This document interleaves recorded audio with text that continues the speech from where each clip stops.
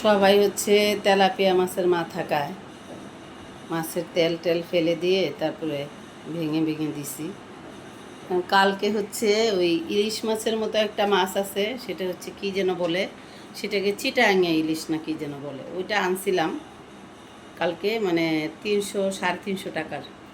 যে ওই হালুম আর হচ্ছে কালু খাইতেছিল না, তা আমি ভাবছি যে ওরা খাবে না। ও মা, পরে দেখি যে ওরা কেউ খাচ্ছে না, কেউ না।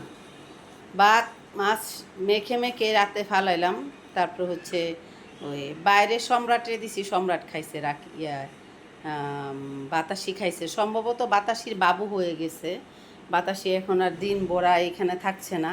কোথায় যে বাবুগুলো হয়েছে এই ঠান্ডার মধ্যে বৃষ্টির মধ্যে, আল্লাহ পাক ভালো জানে। কিন্তু আমি চিন্তা করতেছি, ও যে খাইতেছে না, ওর শরীর তো ডিহাইড্রেশন হয়ে যাবে। কেননা বাচ্চা যখন হয়েছে সারাক্ষণ দুধের মধ্যে লেগে থাকবে, আর ও ছোটো ছোটো বাচ্চা রেখে বাইরে আসতেও পারতেছে না, তাহলে ও খাবে কীভাবে? আমার কাছে তো আসতে হবে ওকে।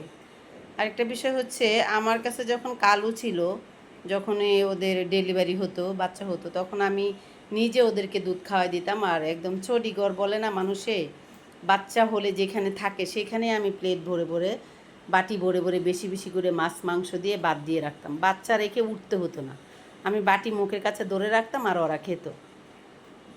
কিন্তু ওই ভাগ্য তো আর ইয়ের হবে না, মানে বাতাসির হবে না। বাতাসি তো অভাগিনী, না জানি কত কষ্ট পাচ্ছে। সম্ভবত আজকে 2 দিন হয়েছে, বাচ্চা বোধহয় হয়ে গেছে আর কি। 2 দিন ধরে তার এই কাইসেসগুলো দেখছি, সে আসতেছে না। আর রাতে আসছিল অনেক অন্ধকারের মধ্যে, ওর পেটটা ভালো করে দেখতে পারি না, তবে মনে হলো যে বেবিগুলো সম্ভবত হয়ে গেছে।